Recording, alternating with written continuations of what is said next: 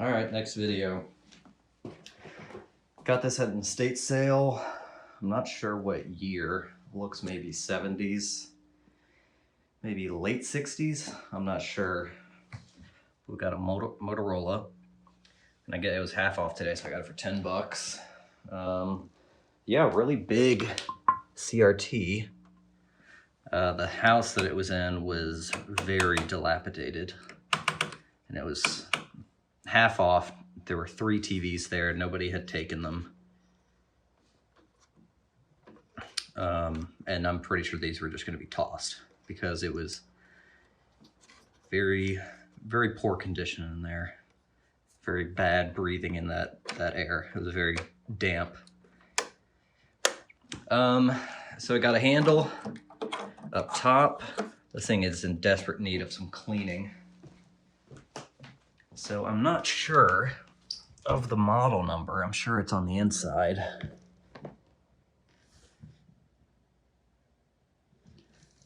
I wonder if this does have tubes in it. I'm not sure. AGC, vertical. Oh, we got circuit breaker, horizontal hold, and then horizontal size. So usually on the back of these, or maybe it's on radios mostly, where it says, you know, this set does not have tubes, just has transistors, do not take off the back. I'm not sure if televisions also adapted that message. All right, so yeah, you can see this set just really needs to be cleaned. So there's a size comparison. So it's got a pretty nice, you know, big picture tube. It's about the same size as my Zenith over here that I do watch movies on. Yeah, pretty cool. So let's get it up on the bench, take the back off, see what we're working with. This is a pretty big CRT right here. I don't know what size it is. I'll probably get out and test it, or get a tester to test it. The vertical pot is pretty frozen, as well as the bright one. Contrast moves pretty freely. These are all good. And then this one, it turns, but then you gotta really turn it back for it to connect. So I'm not really sure what that's about. Fine tuning is a little frozen too, and pull on works great. All right, let's get the back off. Check this out. Okay, so I found this little sticker on the bottom, and I don't know what it's trying to tell me. So hopefully there's another sticker on the inside, because this. Oh wait, what's this? Oh, here it is. All right, so we got the service model number, we got the chassis number, and serial number. Let's see if we can find something online for that. Wow, I'm actually surprised to see this. We got an all tube set. Flyback really out here in the open. Okay, well, let's see. We got a 20 WP4. So we got a 20-inch set. That's pretty nice. Tuner up here. We got a big old Lytic. Another right here. I haven't even looked under this yet. I don't think this is a transformer set. I think this is series strung. Because that looks like maybe audio output. Oh, no. That's audio output right there. And then maybe that's a vertical down there. And what? This may be a filter choke. I'm not sure. Big old flyback here, which looks to be in pretty good condition. Yeah, all these look fine. I wonder if the tubes have ever been changed. Let's see. Motorola damper. Motorola horizontal output. Motorola.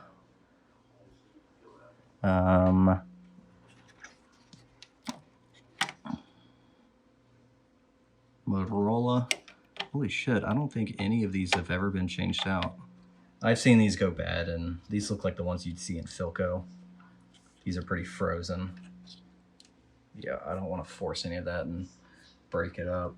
Let's go ahead and test the CRT and see what we're dealing with. So we got the heater. My meter thing is off. It is at 6.3. I tested the socket. Shorts, no shorts. Emission. That's pretty good. Damn, that is really good. That's way better than what I've been dealing with lately. Let's go to cutoff. Do have cutoff right over the line. All right, cutoff is a little low. Oh man, but that emission is raising. Oh, it's coming up, like really coming up. Damn. I haven't tested a tube this good in a long time. Oh wait, I'm still in the sensitive. Let's go back to normal. I feel so stupid. No. All right, it'll still produce an image. The S is for sensitive, N is for normal. Okay, we got a bad tube. Not too bad. I think it'll still produce an image. Okay, well I've tested plenty of tubes where even on sensitive, the meter is maybe around there and the tube tests, and the tube performs fine. So, you know, you never really know. Maybe it just needs some life put back into it, and then we can give it a determination from there. But it looks like it's going to go past into the good area eventually. And it looks like it just crept into the good area, so we're good. We are good. Let's continue investigating this. Forgive me if I was dumb before. This is the high voltage rectifier right here. This is horizontal output. This one has a cap on the top that leads into the flyback. So what, is that the damper? Did dampers eventually have a cap to them going into a flyback? I'm not familiar with, later 60s sets. So, I mean, that has to sort of be what's going on here. Because you really only have 3 tubes, usually, in the, horizontal output section, in the high voltage section. All right, let's take a look under this chassis. I don't think there's a good way to get this board out. Maybe there is. I think I'd have to take off the yoke, which is sort of a pain. All right, I'm gonna do some just basic cleaning of the pots. Those up front that were frozen, and then sort of go on from there. Okay, excellent news. I'm looking under the chassis, it's just on my lap. We got complete access to the whole board right here for all replacing capacitors. That's awesome. That's just great. I love this serviceability. I don't think this thing has ever been serviced because those are all Motorola tubes. Big electrolytic can right here. Everything looks like, once you clean off the dust, it's a pretty clean set. Got the circuit breaker right here. I think that's really all there is to it. And down there, it looks like there's just a big old power resistor. So yeah, I think this set, it will actually be pretty easy to replace all the caps on. I don't think I'll have to take any of this stuff out, which is great. Got a lytic up there I can just replace. And everything else, you get some caps back there. But everything is available on the bottom. This is great. That's so helpful. And this flyback looks really great. I mean, once the dust came off this, I mean, there's no wax dripping off. It's just in great condition. I wonder if the set had many hours on it or if it just sat for a long period of time. I mean, all original tubes. Let me find this set online and figure out what year it's from, and maybe we can see the schematic and how this thing works a bit better. All right, so I got the schematic, and it is 1970. So let's see here. It is series string. And then we got 2 diodes here, the capacitors, sort of like a doubler circuit, I think it's called. So yeah, that was the damper that I was confused about. That is the filter choke. So yeah, I see the electrolytic can here. I guess I really just start going through, probably just replace the electrolytics and then probably give this a power up on a Variac. It is a hot chassis set. Let's see, so I need to be careful about that. It does have a across the line cap. It says it's polarized. Okay. Yeah, I'm just gonna start going through, replace the electrolytics, and then give this a soft power up. All right, so testing the electrolytic in the power supply. 140 microfarad. It's testing around 160, 165. So that one did test fine. I still haven't tested the big can. I've replaced all the other waxy caps on the board. Got a lot of them, a few of them right there. Those are much more modern capacitors than I'm really used to. This is really what I'm used to replacing. This was the across the line cap, so I put in an X2 safety cap. Really replace just a bunch of other capacitors on the board. None of the ceramics, I just leave those alone. That replaced the electrolytic right there.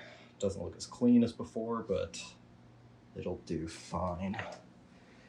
So the last thing to do is just, I'm gonna test the can. The can looks pretty good. I see nothing leaking out the bottom. I'm sure it's fine. All right, I'm coming back from a little bit of a few day hiatus. I forgot these caps up here on the tuner I need to change, and then one down there that I need to change. I haven't gone into too much detail on this set. I just recently got a new job and it's been very mentally draining, and I think while editing this video, I've noticed I can just tell my energy levels are lower than what they used to be when I was at my other job. So I apologize in that aspect. I do want to be as thorough as possible when going through televisions. So I'm gonna sort of pay attention to that as I move forward through this video. So I do need to clean the yoke, just all the dust that's been in the set. I want to wipe off the anode cap, just because that looks like a disaster. But apart from that, I still have not changed the electrolytic in the power supply that I need to do. And then change those 2 capacitors. And then I think we're good for a power up. It looks like this set uses those little K networks that you see in Philco. There's one, there's another one. And I think it also has like a horizontal AFC network, little 2 diode setup. I'll check the schematic again. But other than that, I think after I change those caps, we're good for a power up, which I'm excited about. This TV is very nice. I do like it. It's grown on me, even though I really don't like circuit boards. I like pin-to-pin soldering. So yeah, thanks for sticking it through with me. This new job has just been mentally draining. So I've been trying to stick it out. All right, so now that the anode cap is clean, I like to put a little dielectric grease on the inside cap here, just so it makes, a good connection to the where the high voltage goes and none of it leaks out. It's just, I don't know. I'm not sure if it makes a difference, but I used it on another set that it seemed like the anode was arcing, and so this really does help, I think. All right, Friday night, off of work. Let's do this. I replaced the electrolytic, replace the caps. Let's get this thing powered up. I have worked on this for too long. Not too long, but I've just been slow to do shit. I'm done effing around. Let's turn the volume all the way up just to make sure you can hear anything if something happens. Our watts are going up nice. All right, it's going naturally. What I usually do is I bring up the voltage. It usually peaks at a certain watt, and then it drops, which is what I want.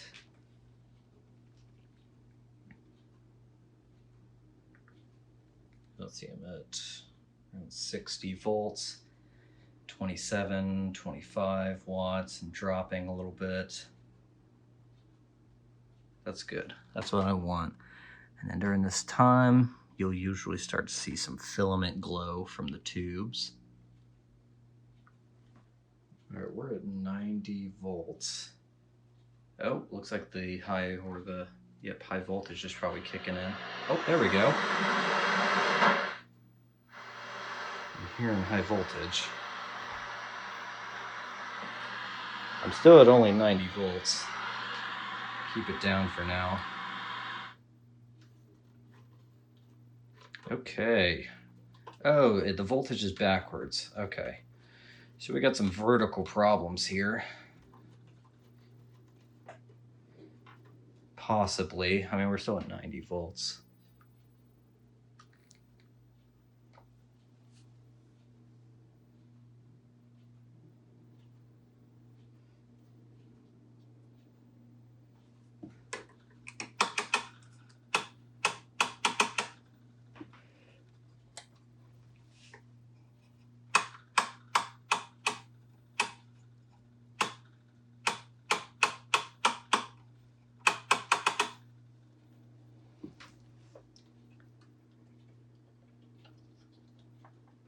Oh.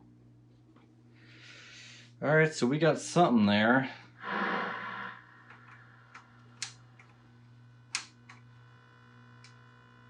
All right, so fine tuning works. Okay, so what's going on with that vertical then?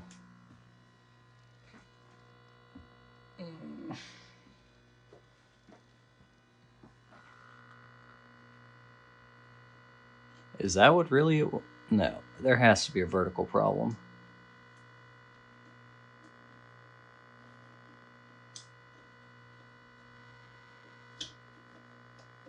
All right, that's vertical linearity, it looks like. And then what's this one on the end?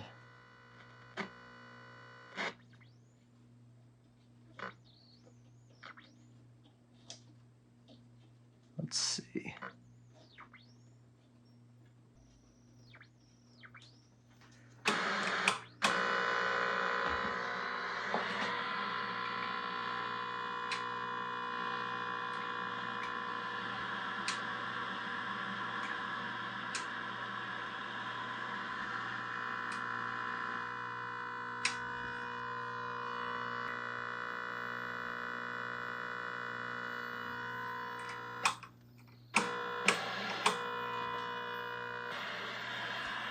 All right, so looking back at the schematic, I could not get the horizontal to lock. It was rolling all over the place, so I think I need to check out the horizontal AFC diodes or the video output / sync separator, the 10DX8. So those two, I think the oscillator is fine. It's working, all good there.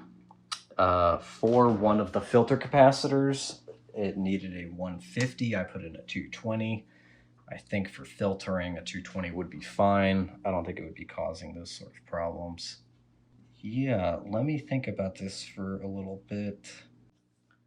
All right, I'm gonna turn on this set again after it's cooled off for a little bit. And I wanna see if it is I think there's a transistor in there for the horizontal AFC. So I want to see if it's really that's having the problem. Put it at 100 volts. We'll go down a little bit. Because I was getting good lock at the beginning. All right, high voltage. Is this it? Is this it?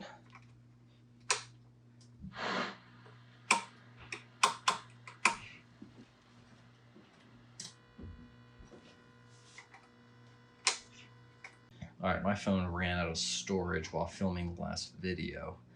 So here is where we are with this set. I put in a new sync tube and also a new vertical output. That does not help the vertical deflection down here, unfortunately. So I still have to correct the horizontal pretty frequently. So that's what we get right now. So I'm going to check for some drifted resistors, open resistors on the board again. Yeah, I guess that's, where we are. I turned the vertical linearity way up just to fill out the screen, but this is obviously very stretched out. You can just tell from how far the scan lines are from one another. It should be like around there. So yeah, vertical section is messed up. And hopefully, once I get the vertical section correct,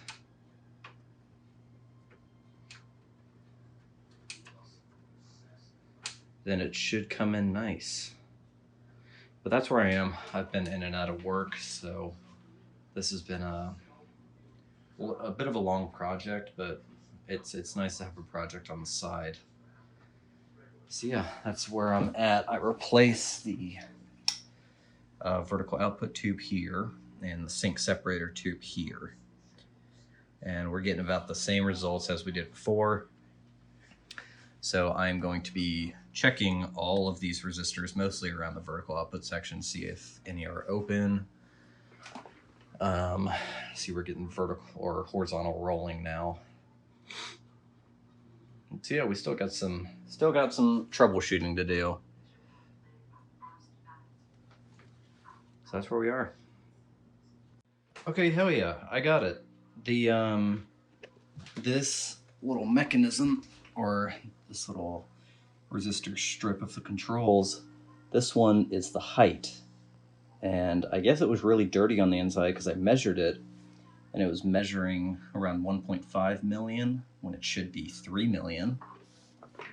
And then once I cleaned it on the inside of the control, I turned it back on. We got full raster here, boys. Sweet. Let's get a pattern generator on here. All right. Oh, wait, is that the right channel? Or is it this one? I think it might be this one. Vertical. Okay. Looks like the vertical. Oh, wait, what happened? Oh, is this finicky? Something's finicky here. There we go. Oh, come on. Come on. Turn the contrast up. What is going on here? Is it with the tuner? Oh, I think it's this. Okay, there we go.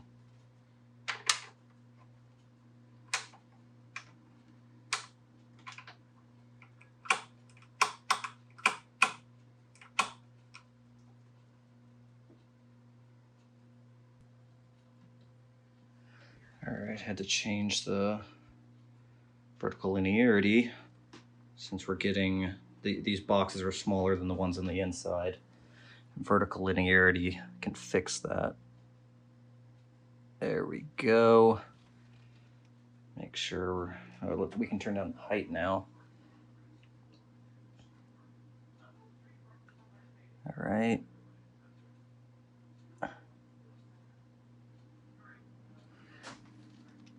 Okay.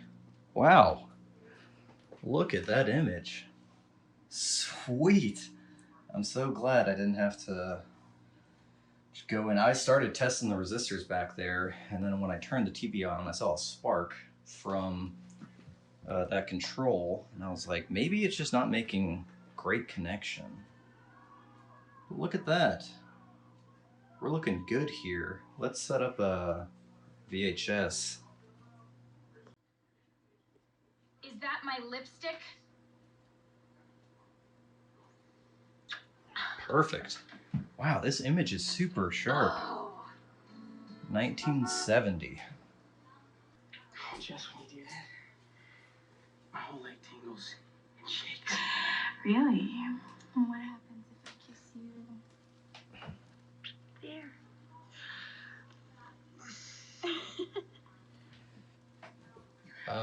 All right. I mean, this is pretty much it. This image looks great. I'm so surprised. Let's see the brightness. Oh my God, look at that. The brightness can go way higher than it is. So I'd probably watch it, what, maybe around there? I'm so glad I picked up this set. It's got a huge screen too. Wow. Let me get the back on. Let's get this all put back together. I'm super happy about this. All right, I've had the set running for about 30 minutes, 45 minutes, and we're looking good here. Just have it out in my living room. I'm just watching a movie on it. It's great. And I turned the brightness down for the camera. I'd watch it around like there, but that's a little bright for the camera. But this is a great looking set.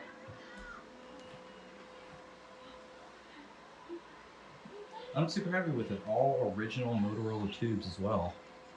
I feel like this is a very low hour set, which is awesome. I feel like I'm actually going to be using this a lot more than my other sets.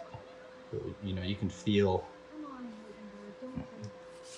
it is getting, this back is getting a little warm. But it's a good looking set.